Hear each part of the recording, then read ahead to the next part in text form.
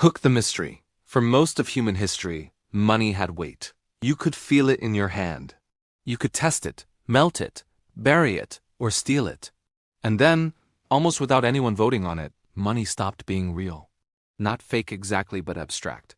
Promises replaced metal. Numbers replaced substance. And here's the mystery. If money became easier to create, why did life become more expensive? If debt helped governments grow faster, why did citizens grow poorer? And if gold disappeared from the system, who actually gained control? Tonight, we're not starting with villains.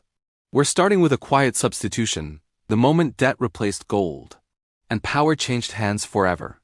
Setting the stage: money before debt dominance. For thousands of years, money was constrained by nature.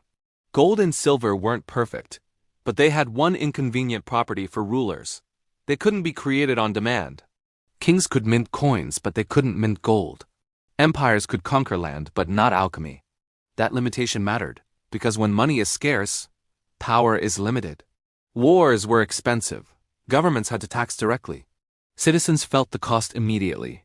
When rulers wanted more money, they had only three options: raise taxes, conquer resources, debase the coin, and risk revolt. There was no invisible lever. Then banking entered the picture.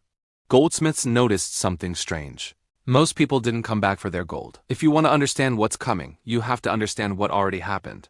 If this helped you see money differently, subscribe. If it unsettled you, share it. Because the most powerful systems don't announce themselves.